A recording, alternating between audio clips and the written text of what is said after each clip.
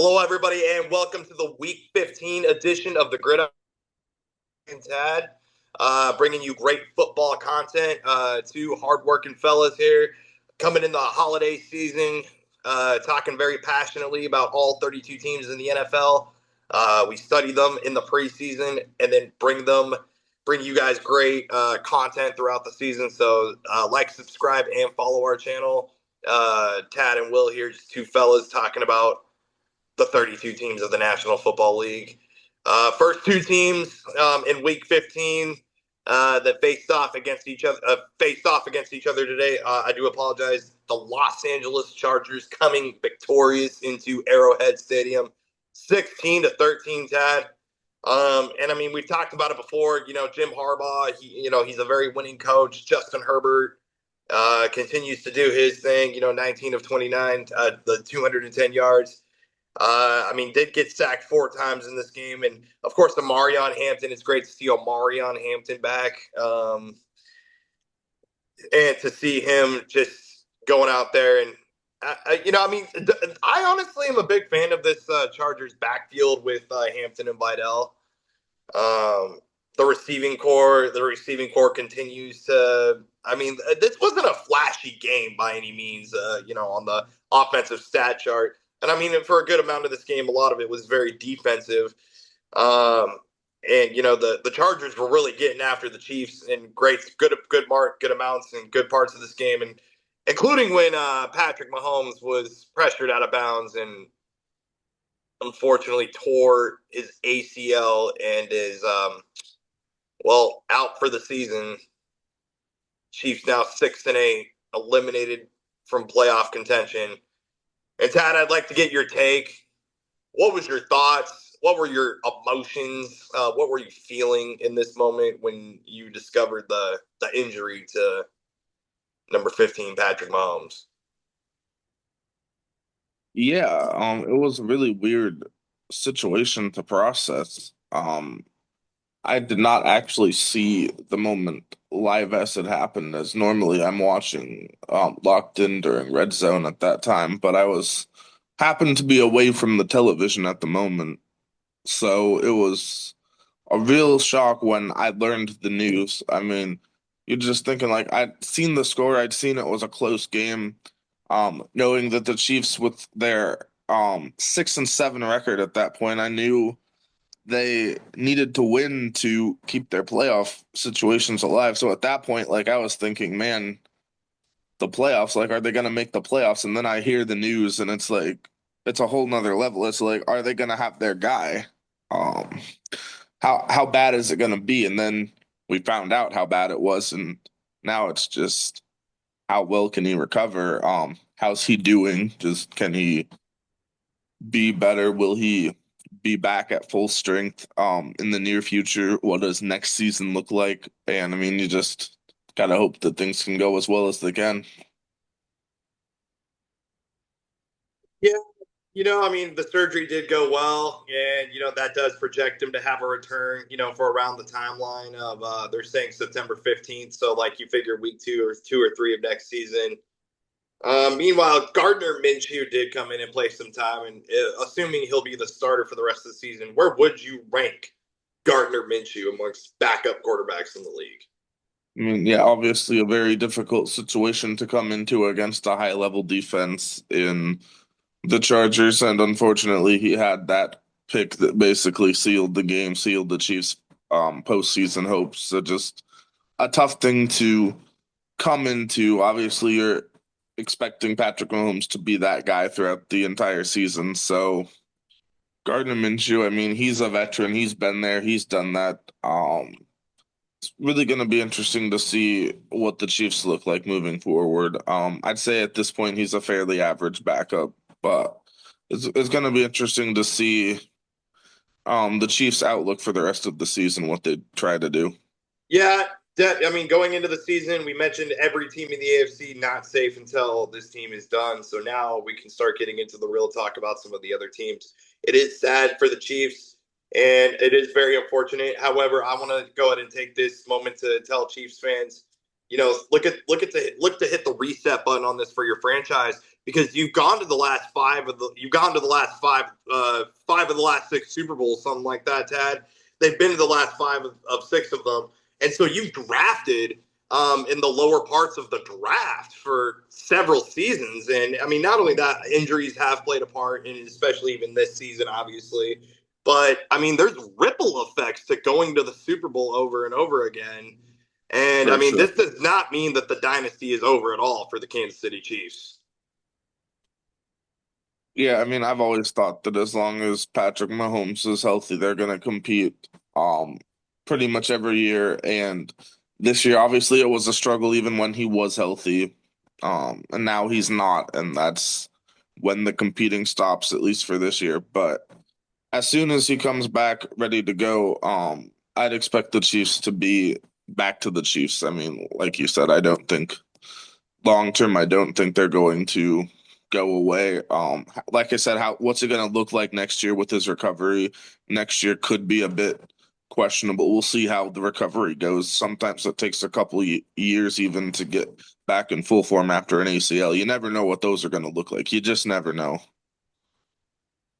Yeah, 100%. Shout out to Keandre Lambert Smith, too, with a great touchdown catch at the beginning of the game, number 84. So I just wanted to give a quick shout out to him. So, yeah, Chargers still very much in contention for that AFC West title. And they're right on the tail of the Denver Broncos. So, yeah, Chargers do come away victorious 16-14. Next week, Tad, the Los Angeles Chargers, they do go on the road to face the Dallas Cowboys, who are 6-7-1 now, thanks to your Minnesota Vikings. The Kansas City Chiefs do still got to play out their schedule, and they will be, let's see. Yeah, they're At going to, Tennessee. yeah, at Tennessee. So there you go. That just everything you need to know right there. Um, yeah, so speaking of the Denver Broncos, they did get a 34-26 victory. Um, and yeah, for me personally, Tad, I mean, it was a great win and everything, for 34-26. Bo Nix being regarded as a high level quarterback at this point. The four touchdowns, no interceptions. I mean, Jordan Love, unfortunately, did get the two interceptions, one of them by a one Pat Surtain, the second, in this game.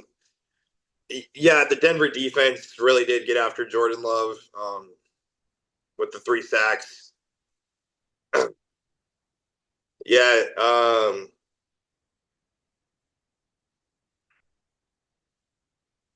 yeah.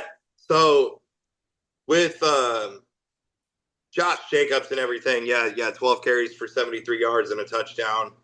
I mean, I honestly think Josh Jacobs is a very high level running back in the league. And Yeah, um, where do you rank Josh Jacobs on your running back tiers? I'd say he's probably either like I'd probably say he's in the second tier. I mean, his production is unquestionable. He scores a touchdown almost every game. He can make some big plays. He can be productive.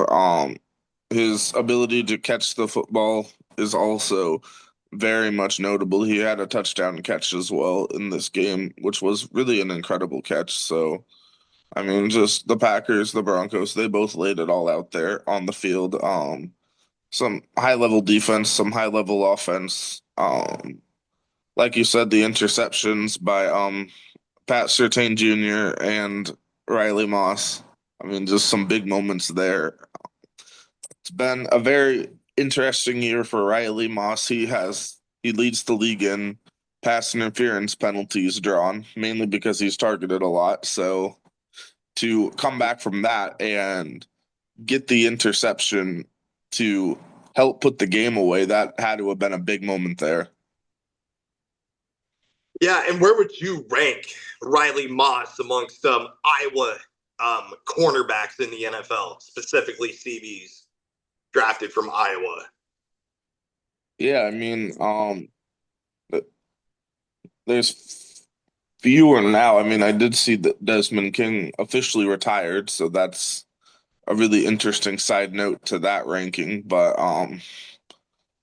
you'd have to say he's behind Cooper if we're calling Cooper a cornerback, depending on what position they put him in. Sometimes they put him at cornerback, sometimes they put him at safety, sometimes they just call him a nickel. But Riley Moss, he's done an incredible job this year. Like I said, very high volume, a lot of targets. He's had a lot of questionable penalties against him as well, including one in this game. But yeah, he's out there giving it his all. He's had some big breakups. He's been put through the ringer with obviously you're not because you're not going to challenge Surtain. You know what he is.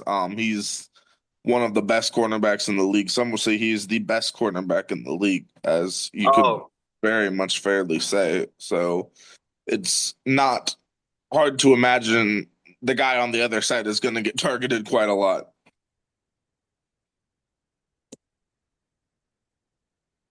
this is a really fun game to watch. All in all, Matthew Golden, Jaden Reed.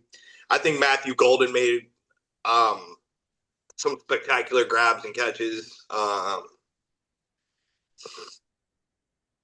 as well. Um, yeah, it's just this game was personally like, just a little tough for me to watch because I knew someone that was close to me that just recently passed. That was a big Packer fan, and like we would have been watching this game together. And so I was just thinking about him throughout this game. So for me, it was just kind of like an emotional game in that sense. I mean, I personally wouldn't have been mad if the Green Bay Packers would have come away victorious in this game. And I don't know. I just personally like. I think they played a really good game. And the biggest thing that did also break my heart in this game about this game was the ACL tear to Micah Parsons. And what was your thoughts and what was your emotions and what were you feeling with the Micah Parsons ACL tear? I mean, this really changes like changes a lot for the Packers. It's obviously not something you want to see. One of the best defensive players in the league, in such a position like that, it's very much unfortunate. This really changes the outlook on the Packers defense. I mean, you can't take away one of the premier players in the league and expect the defense to look the same. I mean, we see what happens to Dallas when they lose Micah Parsons, and now it's, I mean, for Green Bay, obviously, at least the Cowboys got something in return. The Packers, I mean, this is just a gut punch at this point in the season. They are fighting for a division title. They are fighting for potential seeding ramifications in the NFC. And I mean, if they want to like exercise their true goal of getting back to the Super Bowl, winning the Super Bowl, I mean, having a guy like Micah Parsons on your defense would change everything. And now not having that is a real unfortunate situation for everyone that's watching. And I mean, they've worked so hard to put this team together and do things well. And now, like right at the end of the season, it feels like the rug is just pulled from under you. And that's, I mean, next man up. I mean, that's what you got to do. You got to have the next man up mentality. Guys like So, Lucas Van Ness, guys like that. so you just got to see what you can do. But make no mistake, it's the road ahead for the Green Bay Packers just got a whole lot tougher. Which I see that you're wearing that shirt, so it must not make you too upset. You never want to see an injury, regardless of how Oh you no, I'm feel not talking about about the a injury particular specifically. team. I'm just talking about the overall road for the Packers. Like, Yeah, I mean, it's no surprise that as a Vikings fan, I would be rooting against the Packers, but you want to see them get beat at their full strength, not at in a situation like this. It's still very much unfortunate. a very morale take. Yeah, let's talk about your Vikings beating the Cowboys on Sunday Night Football. Take it away. Um, what 6-8 now, Tad. I mean, JJ. I mean, was this the game where JJ kind of figured himself out a little bit more? I mean, you got Aaron Jones Sr. up in there. JJ even ran for a touchdown himself. My thoughts and Mhm. emotions were that was pretty cool when he did that. I mean, he had some Oh swagger, yeah. confidence to it. I mean, like I know that like this was kind of like the football that you were wanting the Vikings to play early in the season, and it's just like it's kind of wow, too late to come to form now. But hey, you'll take it, I guess. I mean, this was a game between the two of the premier kickers in the NFL, and I think that needs to get a spotlight of its own with guys like Brandon Aubrey, the proclaimed top kicker in the league and all that, and he has two misses going 4 of 6, still a solid day, but two missed field goals. Well, his counterpart Will Reichard goes 2 for 2 long of 53, so. I think that the Pro Bowl voters, they really should take a much stronger look at Will Reichard, who's for some reason not showing up in the top 10. And to me, he's been one of the best players on the Vikings this year, and that kind of tells you something about how the season's been going. But um, the way he's been playing this year is just incredible. 24 out of 26 on the year. He's got 9 field goals above 50 yards. So just a little bit of an off tangent on Will Reichard. He definitely should be playing in the Pro Bowl. But with that being said, as for the football game, it was arguably the best full game JJ McCarthy has played in his career. Um, Going 15 of 24, 250, 2 touchdowns, the one interception on the first drive of the game, and also, like you said, that rushing touchdown. So, like on your first drive, you get the ball batted around, you get picked off, and you just come right back from that. You lead several scoring drives. You keep the pressure on the Dallas Cowboys, a team that you know is going to score on the other end. I mean, you're not going to beat Dallas in a low scoring 13-10 type game. You're going to have to put up a lot of points if you want to beat this team, and that is exactly what the Vikings did. Um, like I said, the offense has looked as a whole probably all year. The Detroit game was solid as well, but from start to finish, the Vikings offense did exactly what you'd hope they do. We ran the ball about well, when we needed to run the ball, we ran the ball. Um got some good passing. The deep ball to Addison was probably one of the best plays of the year by McCarthy. Jalen Naylor had 2 touchdowns. You do love to see that. The one question mark in the Vikings receiving room, though, and not a guy you generally question, but Justin Jefferson's been having a real off year. 2 catches for 22 yards on 8 targets. It's been really surprising to see Justin Jefferson not playing at top form this year. That's been quite befuddling for everyone to watch. And I know there's lots of reasons you could explain with this. I mean, you have the hamstring injury in training camp, so could that have cut away some time with JJ McCarthy? I don't know if that's really the full story of it, but you expect to see a lot more out of Justin Jefferson, so I mean, I and hope to see him back in his rhythm. especially if you're a fantasy owner of Justin Jefferson. Yeah, fantasy owners of Justin Jefferson extremely frustrated all season long. You had high hopes, high expectations for him. He did perform well at the beginning of the season from that perspective, but just fantasy owners of him just were counting on him week after week, putting him in the starting lineup every single week. As you should. You should put Justin Jefferson in Yeah. the starting lineup every single week if he's healthy. I mean, and Mhm. if you don't, then you really don't know ball or fantasy football. um, but yeah, Justin Jefferson. I mean, just that just goes to show you I had the confidence to start him every single week, and even when he was having rough stretches, I still had the confidence to start him, and just disappointed me time and time again. So, but obviously, it's not all his fault, and I know that football's a team sport. Mhm. Yeah, and I mean, it's definitely fair to like question exactly like what portion of the blame Justin Jefferson gets, what portion of the blame the offense as a whole gets, what portion of the blame whoever the Vikings happen to put out at quarterback gets. I mean, but I think at the end of the day, from watching the games, I mean, this has been the biggest struggle Justin Jefferson's had in his career this year. I mean, he has not played at the highest level compared to what he is used to playing, and I'm sure he would tell you the same thing. I mean, he holds himself to an incredibly high standard, and I certainly believe that he will return to form in the very near future. I would say he's probably one of the least. You wouldn't have to spend a lot of time worrying about Justin Jefferson in the long term, is what I'm saying.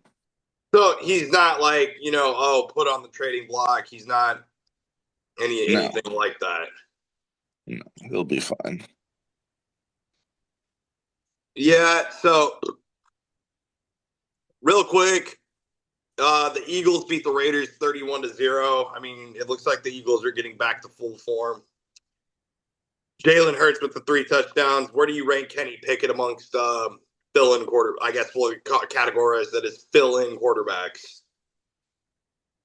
Yeah, Kenny Pickett is an average backup quarterback. I think that's really fair to say. He's just average. Where would you rank him amongst quarterbacks that have gotten playing time in the Super Bowl? Specifically, like as a backup to get playing time in the Super Bowl. I'm sorry. Kenny Pickett is with the Raiders now. He is not the backup for the Eagles anymore. So yeah, he has replaced Geno Smith at this point this year. I definitely know what I'm talking about. Let's pretend.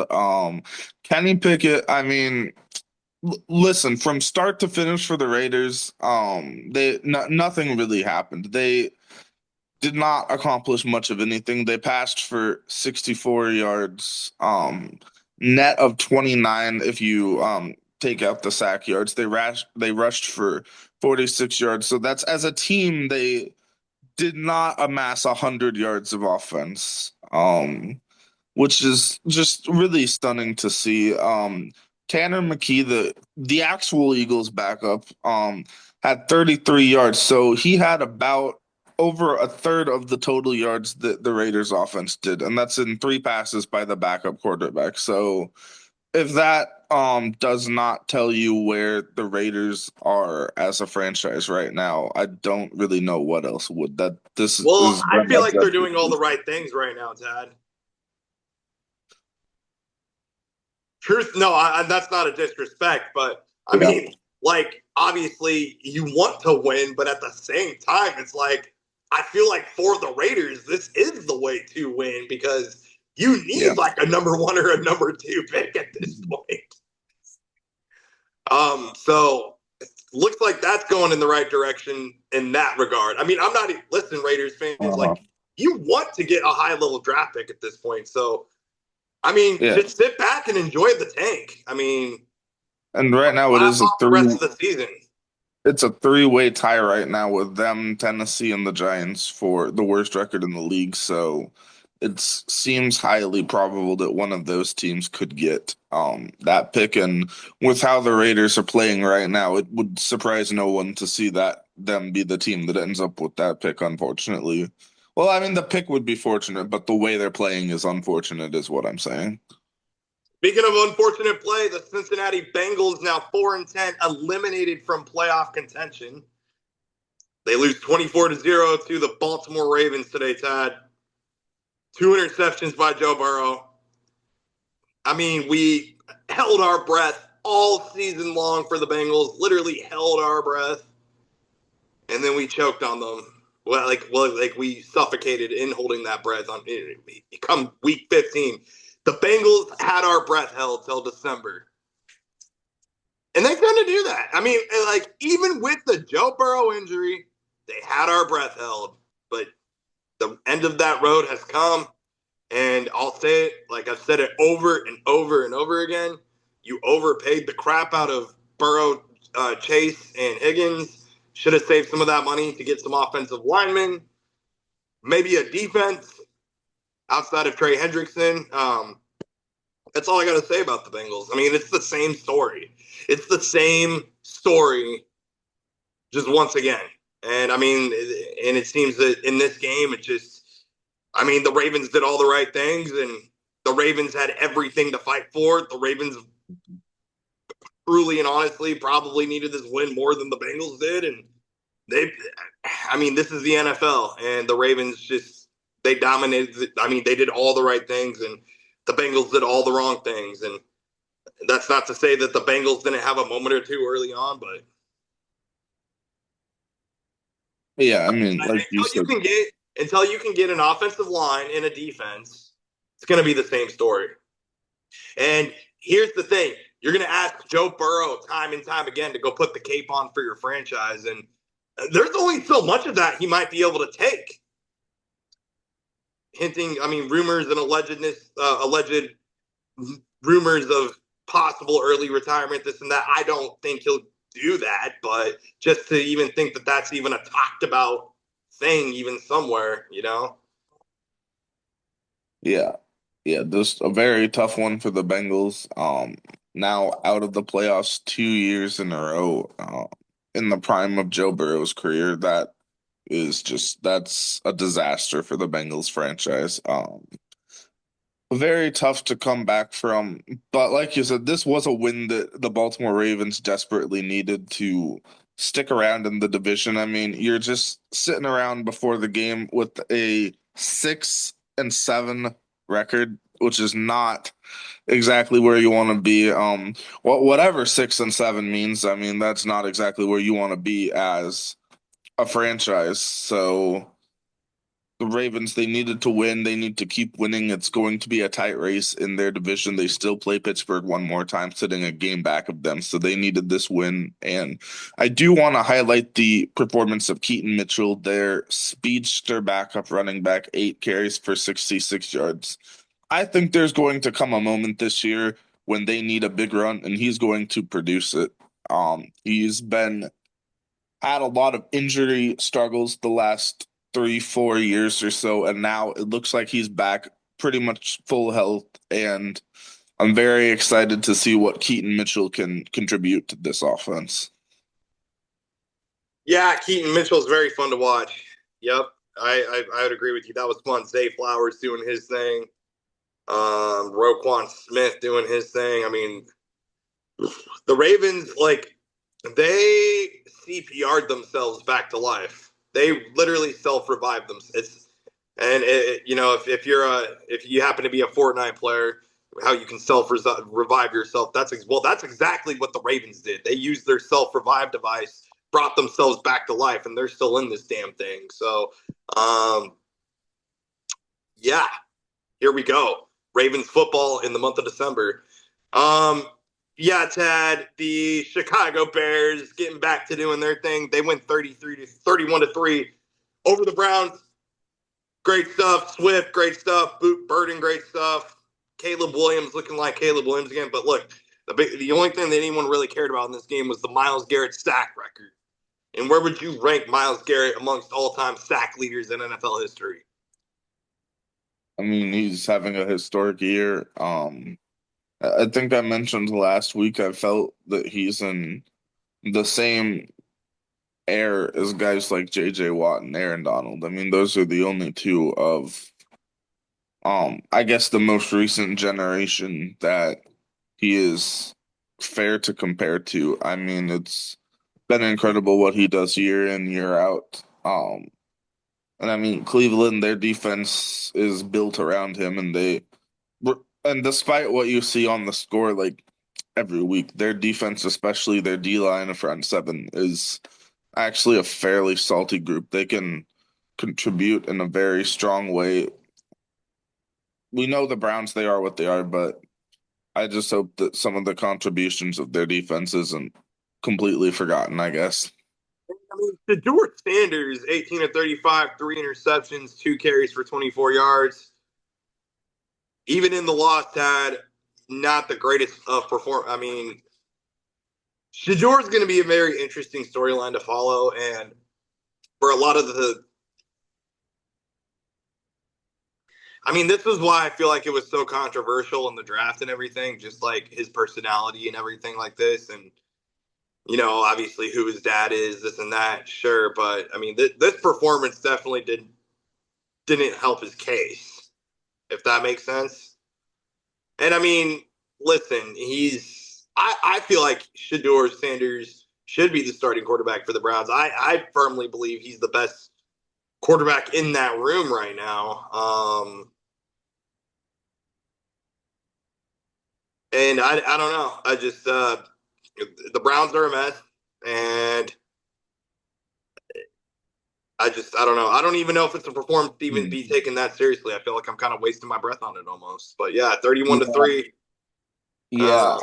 I mean, I don't know if the whole Shadur Sanders being the best quarterback in the room, I don't know if that says more about the room in general or about Shadur, but I think you got to learn what you have in him and you just got to give him the season, see what you get.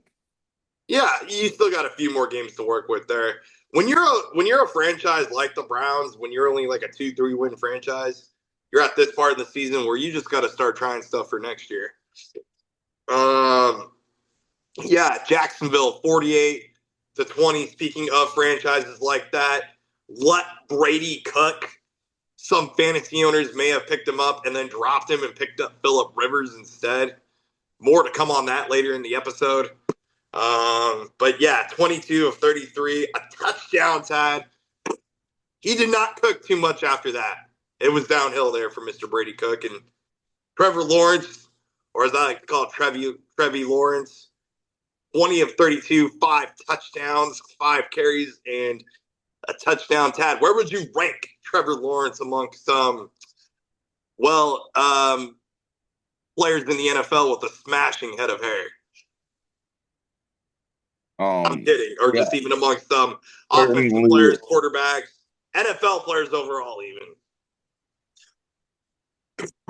a very befuddling set of questions, but all in all, I think at the end of the day, it amounts to Trevor Lawrence having one of the best games of his career. I mean, the competition is what it is. We know what the New York Jets are, so that caveat is there. But the six total touchdowns, 330 yards. I mean, it's time to start taking the Jaguars a bit more seriously as a team that will more than likely be in the postseason. I mean, they've had some very solid wins this year. They've looked like a solid team. They are building up together very well.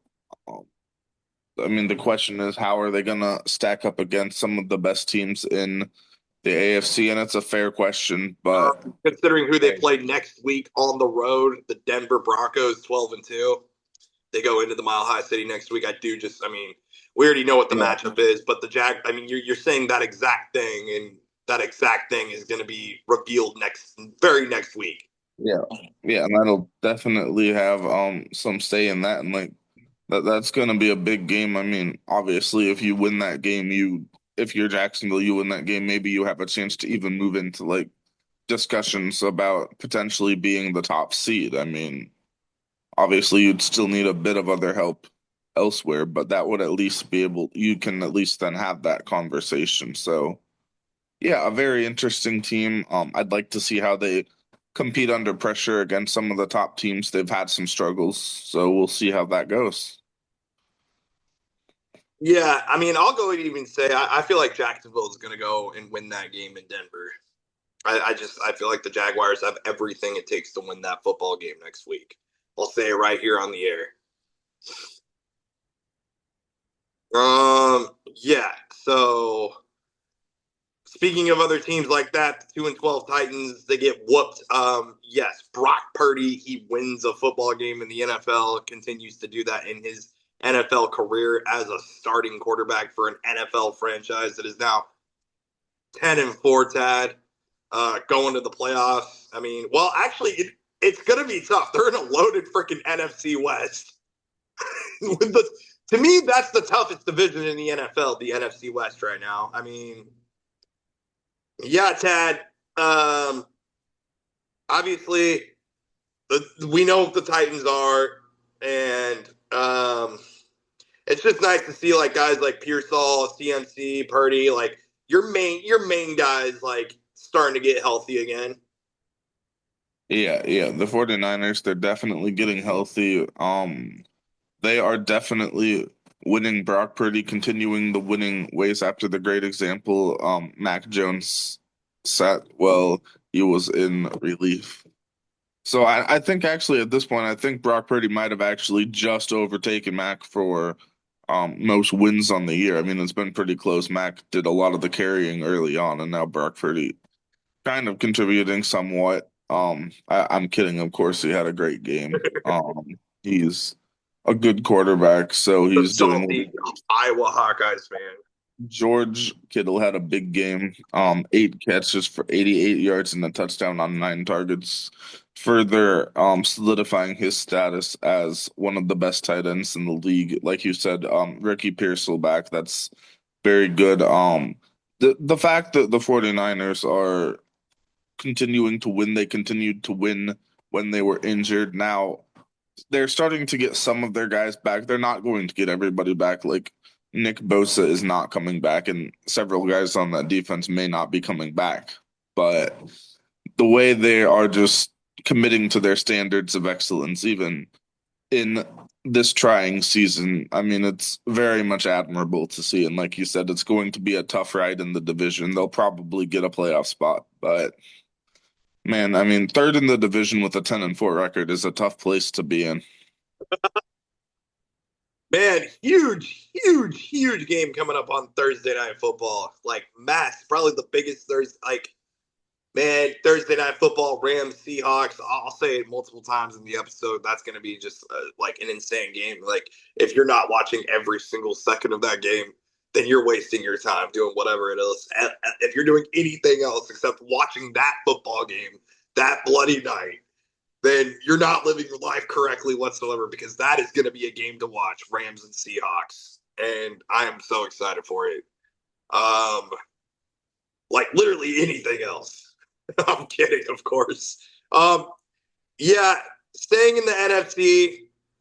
The Speaking of franchises that are in a low place, but hey, this is the team that we predicted to be the worst team in the NFL to start the season, Tad.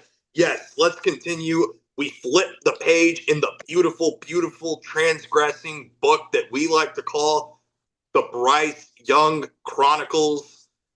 Yeah, Tad, in this page that got written today of them in the Bryce Young Chronicles, he goes out there. I mean, you wanted to see him put the cape on the 15. Listen, I love talking about him week in and week out because he's such an interesting guy to follow. I mean, the storyline of him being that star-studded athlete at Alabama, and now he's transgressing and progressing in this very humbling NFL career. And I think it's going to do him some good one day. It's just, I feel like he's going through his growing pains right now as a young NFL quarterback.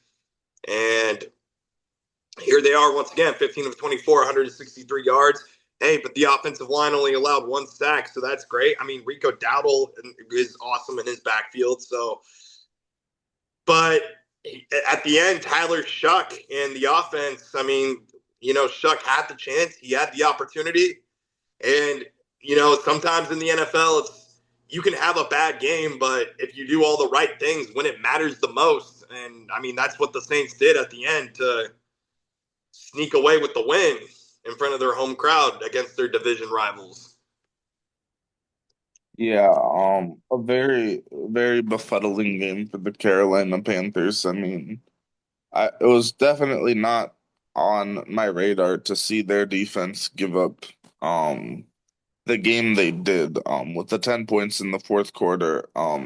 Obviously the offense for Carolina, Bryce Young, he could have done more to lead them late in the game. They had that chance to drive for the lead at the end, and that drive didn't go so well. They ended up having to punt, and that's how the Saints got the ball back for that game-winning field goal. So just a very weird situation. You get that sack. I mean, obviously you can't have a sack in a 2-minute drive. So that was the one sack of the game that came on their basically their last real drive. So the timing for that was just incredibly brutal.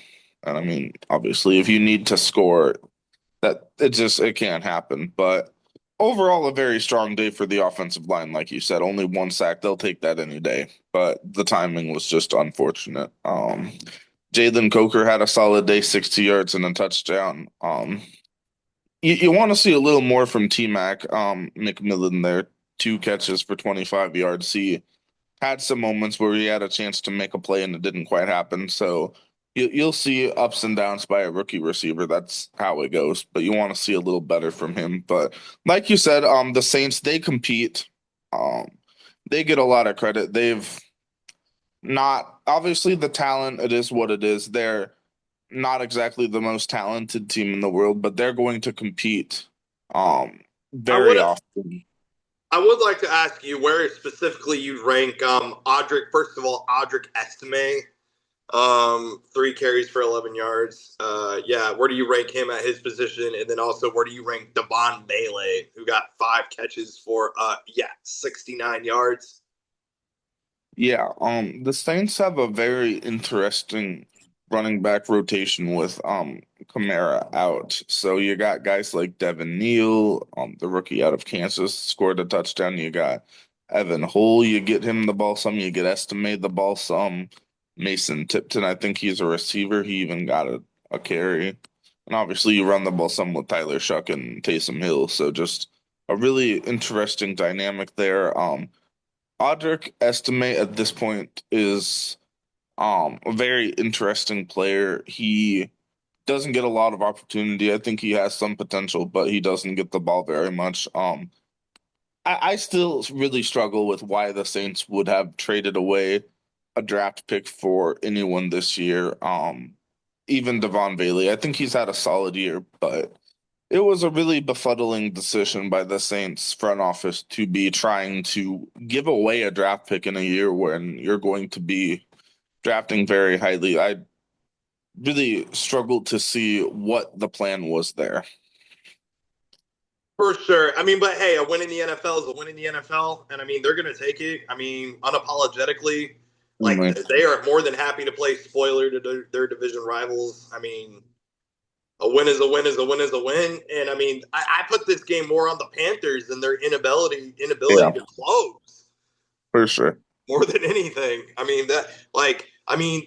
The Panthers, I mean, I hate to say it, the Panthers gave the Saints a window and the Saints took advantage. I mean, this was Yeah, Carolina's game to lose, and I mean, they and they did. did. Yeah. Credit to the Saints for taking advantage, but the Panthers definitely gave them an opening. Yes, and I mean that does happen in the NFL, and I mean that is where you got to compete and take advantage. So kudos to them. Um, yeah. Speaking of taking advantage of lower end teams, well, I guess little reverse script in this one: Texans over the Cardinals, 40-20. I mean, yeah, Brissett, tremendous fantasy quarterback. Yeah, sure. McBride, fantasy. I mean, the Cardinals are basically a fantasy squad at this point. Like they're good for like fantasy owners, but even fantasy playoff owners at this point. I'm sure helping some teams along the way right now. But yeah, this game was more so about the Texans just getting the. I mean, they did all the right things. They got the job done in front of their home crowd, and I mean, the Texans they're on a 6 game winning streak. And did you not say it about 6 or 7 weeks ago? Don't count out the Houston Texans. Tad, now they're here at 9-5, and it'll be very fun next week when we go over AFC playoff pictures. Yeah, I mean, they've definitely positioned themselves well. And I mean, I think that one of the guys that's Nico going to that's Collins. not going to get a whole lot of hype and that doesn't get a whole lot of respect for what he did for the Texans and for putting them in a position to make the playoffs. They won several games out there with the Davis Mills, their backup quarterback. And after CJ Stroud was injured in the Denver game that they ended up losing, they win games out there with Davis Mills, and without that, they might not be in the middle of a playoff chase. I mean, they're only a game out of the division. They are currently residing in the last wild card spot as of the most up to the date records. And I mean, it's going to be interesting to see how it goes. They have some interesting matchups coming up ahead. They play the Chargers on the road, they play the Colts the last week of the season. So that might be for a playoff spot depending on how things go. So we'll just see how it goes. The Texans, they just answer the bell. I mean, they do what you need them to do. CJ Stroud is playing at a much higher level. Um, the offensive line is doing a bit better.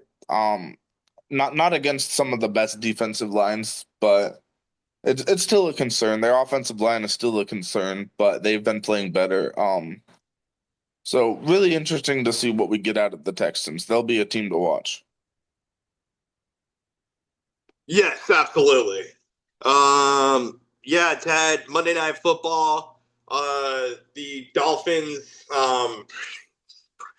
this might have been the dagger into, I mean, we'll see Mike McDaniel's coaching career, perhaps. I hope not.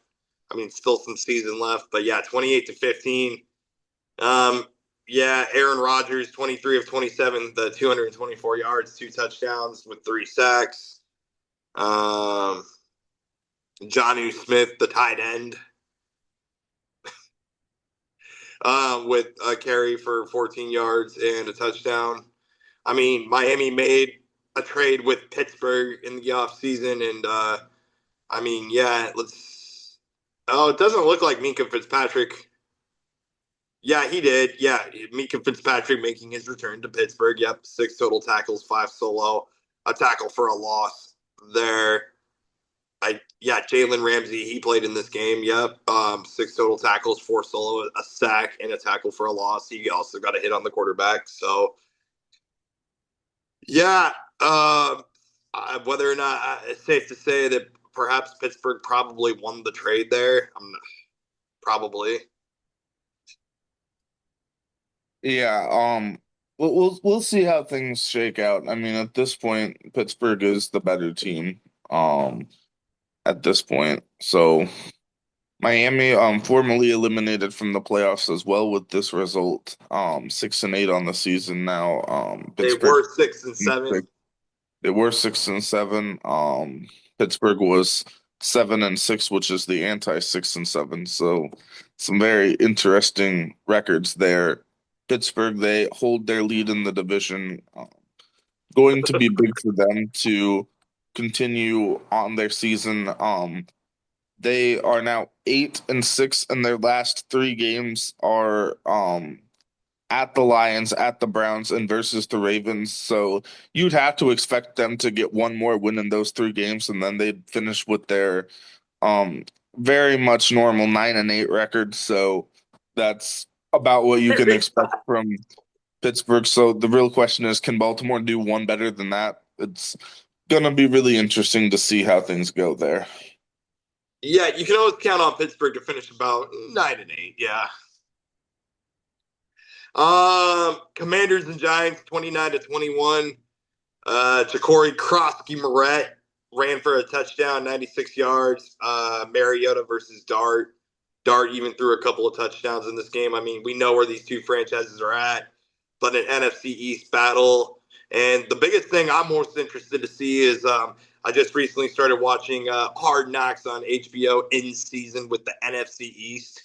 So really, I'm just kind of me personally from that standpoint. I'm kind of interested from the Hard Knocks standpoint to see how it went for these two teams from the cinematic point of view. But outside of that, I mean, yeah, Terry McLaurin, even 3 catches. He had a touchdown for Yatat, 69 yards, the legendary OG number before even 6'7" or whatever this is even was.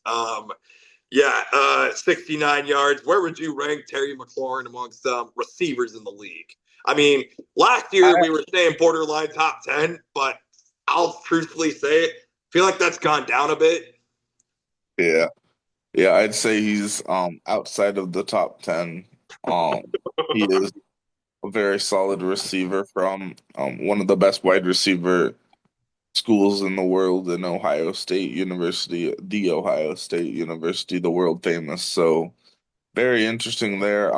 Tyrone Tracy had a couple touchdowns, one in the air, one in the ground. So good work for him.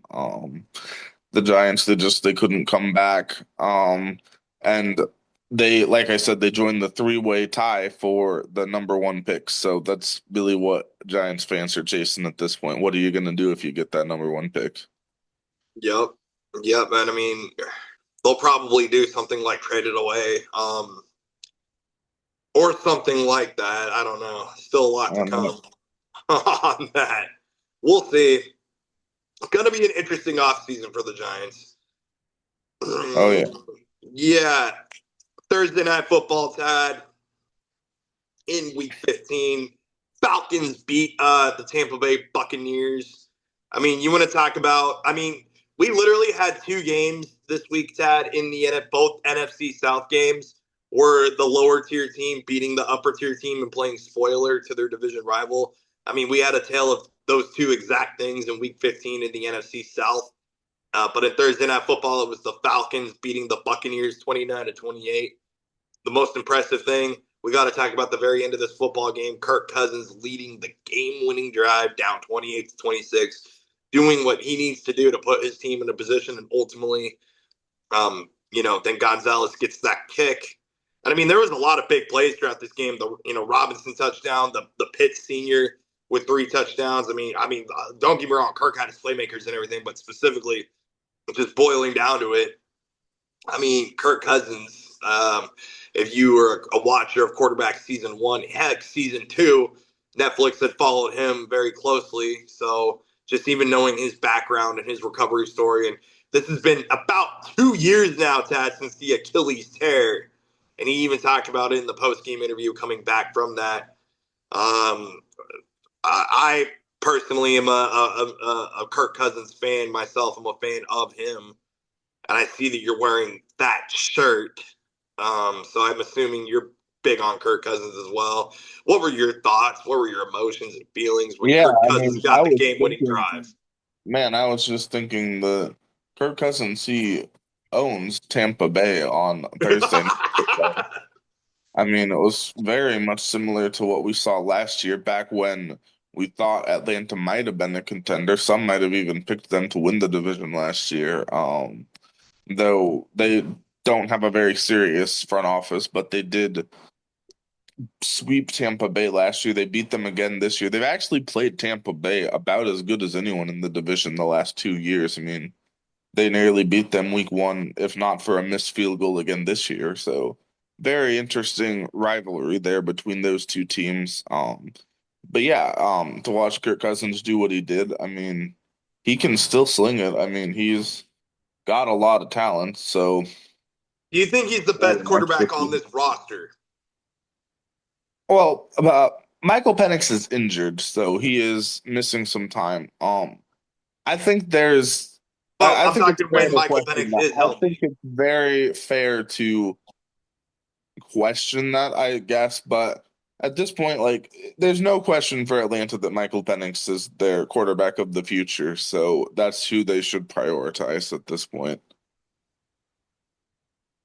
I mean, but Kirk Cousins, it's just like I just love Kirk Cousins so much, and I mean, Yeah. you want to see the absolute best for him, but Kirk would probably even tell you himself that he'll get anything that he can get Oh yeah.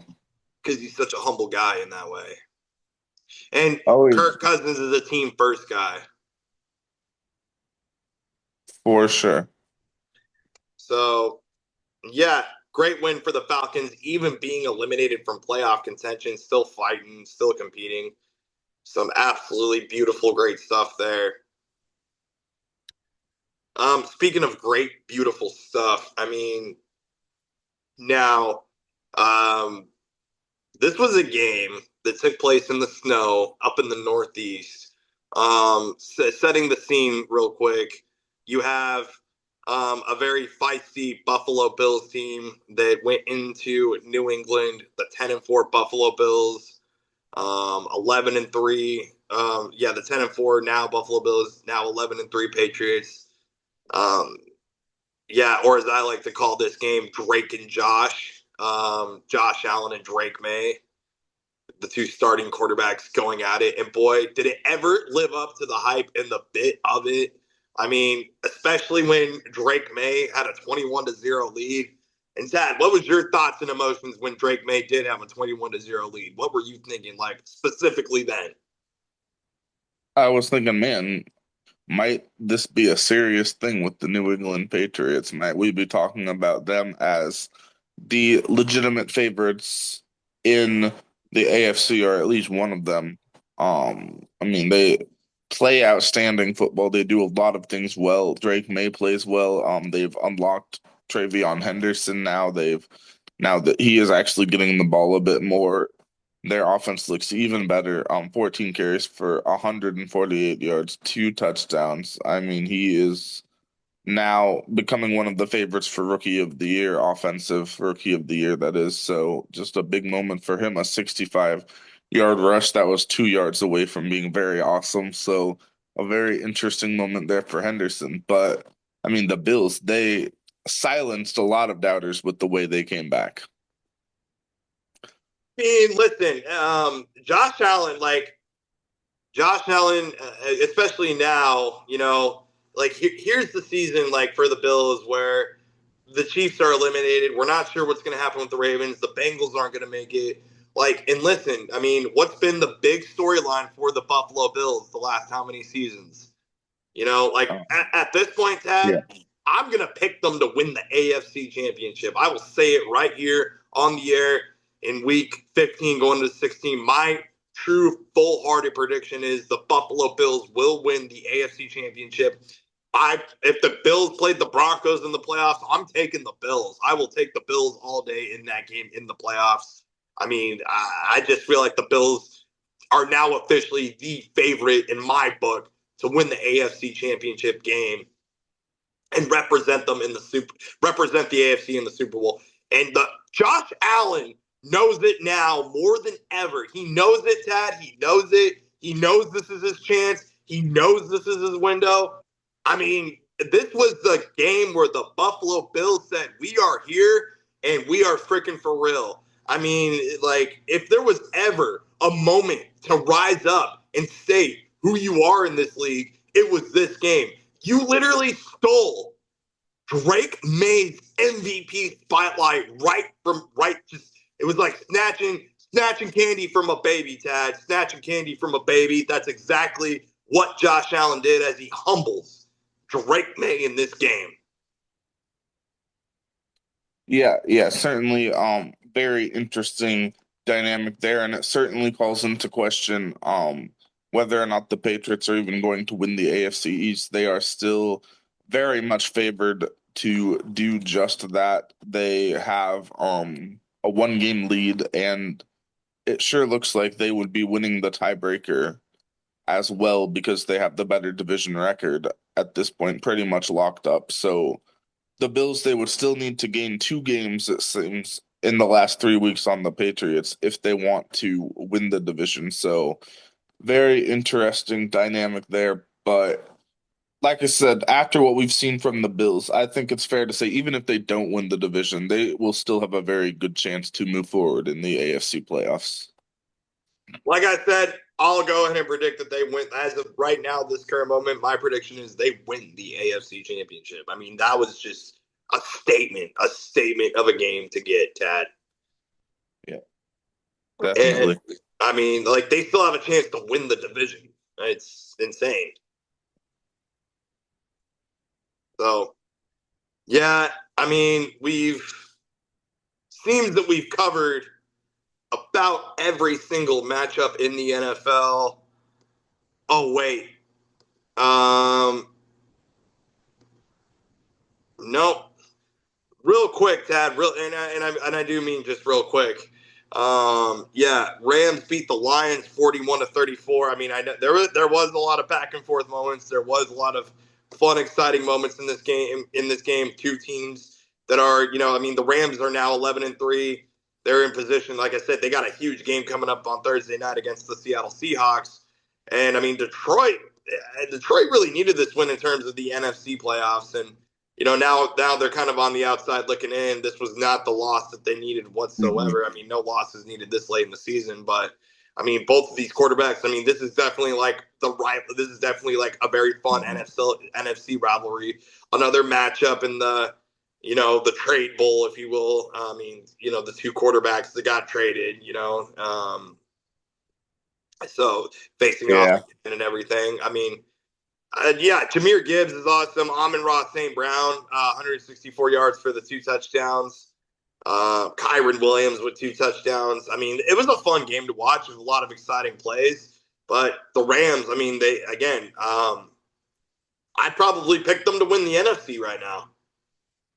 I mean, I think the Rams have been the most consistent team in the season as a whole. I wouldn't be surprised to see them go all the way at this point. I could see them winning the championship. I mean, they have the elder statesman quarterback Matthew Stafford, seasoned veteran, been there, done that. Well, at this point, actually, probably the second oldest quarterback in the league. There's one quarterback that's a little older that we'll get to very soon, but Yes, yes, yes, yes. Don't think that that was forgotten whatsoever.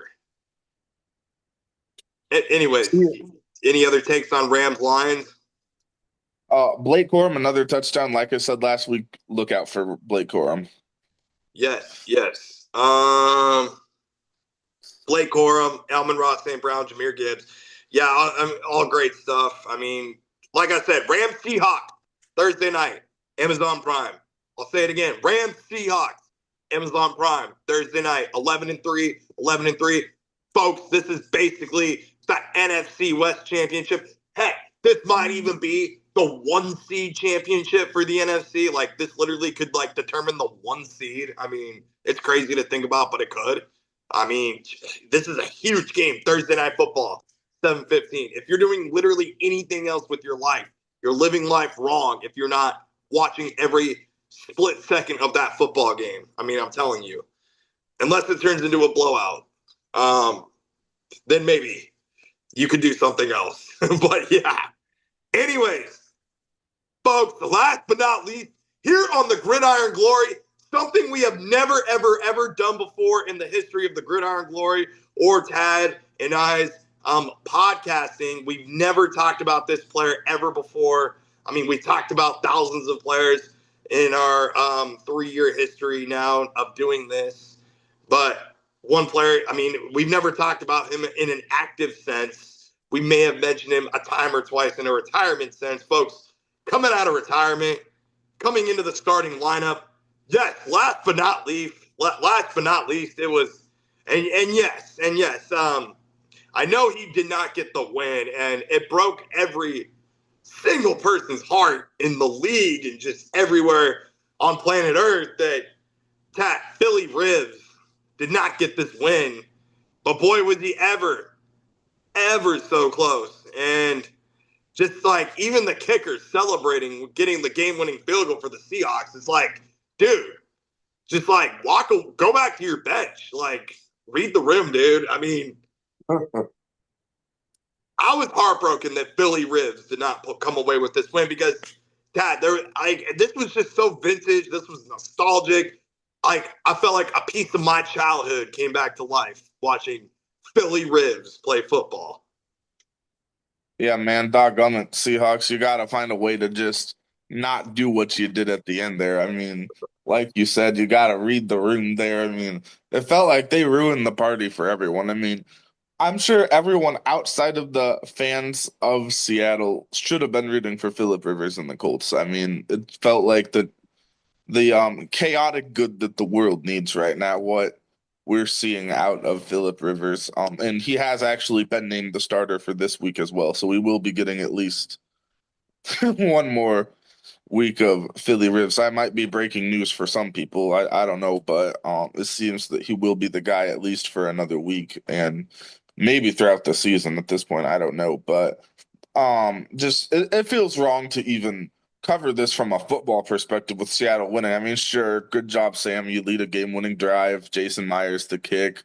Charbonnet, yeah, he was good. Jackson Smith in the jig, but one of the best receivers in the league. Yada yada, 113 yards. But man, off the couch, off coaching your team for 5 years to come back at the ripe old age of 44, averaging 4.4 yards for pass as well. So you certainly do love to see that. 120 yards, you get your first touchdown in 5 years.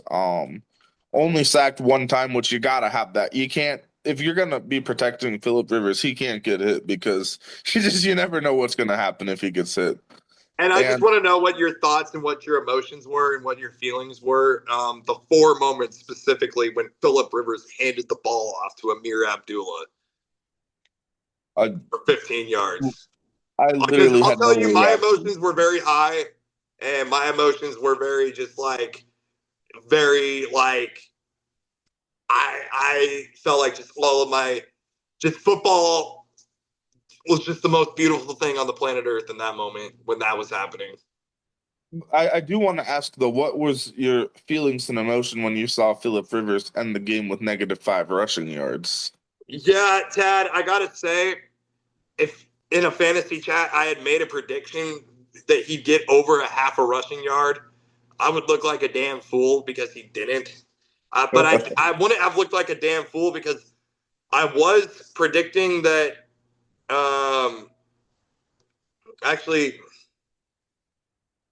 I knew he would at least score a touchdown, but yeah, he didn't get the rushing touchdown either that I predicted. I predicted you get over a half yard of rushing and a touchdown. Neither one came true. So Love to see that. yeah, Um, but um, Tad, I just wanted to see Philip Rivers win this game. I think all of America did outside of the Seattle fans. I mean, I mean, but even Seahawks fans wouldn't have been too mad at it. I'm sure. I'm sure they would have been. Seattle fans love to win. Well, as does any team. That's why it's fun to cover. Absolutely. Yeah, so 18-16, Philly Rivs. I love finishing on the note of Philip Rivers playing football again in the National Football League. I can't wait to cover him again next week. And get this, Tad, we will be discussing AFC playoff pictures, and Philip Rivers will be a part of it. And also next week, I very much look forward to talking about how hopefully Philip Rivers comes off this massive upset beating the San Francisco 49ers, of course, and their quarterback. That's going to be a very interesting dynamic in the chat as well.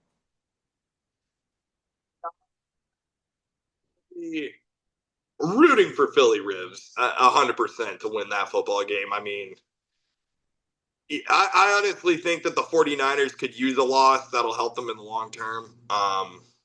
But yeah, I guess like yeah, looking forward to some of the next week matchups. Just real quick, New England and Baltimore on Sunday Night Football. That's going to be huge. Pittsburgh and Detroit in the late window. That's going to be a big game. Tad, you mentioned it before. Jacksonville and Denver. I mean, two teams really going at it. Tampa Bay and Carolina. Tad, Tampa Bay and Carolina both 7-7 in the noon slot in Week 16. That could determine the NFC South. They play twice in the next 3 weeks. And they play twice in the next 3 weeks, so watch out for that. Green Bay and Chicago in the Saturday slot. They're going to be playing a Saturday game Saturday night on Fox. It looks like, yeah. So that's going to be a huge game right there. During the college football playoff, man, I don't get it. They put the game during the college football playoff. It's a joke, but it's what the NFL does. Seems like the NFL might be trying to compete with that a little bit. Yeah, Crazy. I might want to have a word with the NFL commissioner myself and see some of the things that the league does just befuddles me. As much as we love to cover the league befuddles me, Dad. Oh yeah. So yeah, there is that. So some big games next week. We'll cover them, and we will cover the NFC and AFC playoff pictures from a Week 16 standpoint. Once Week 16 is completed, I'm sure it'll be very spicy to cover. Thank Oh you yeah. so much for watching. Be sure to like, subscribe, and follow. Thanks for watching another great episode and snippets of the Gridiron Glory with Will and Tad.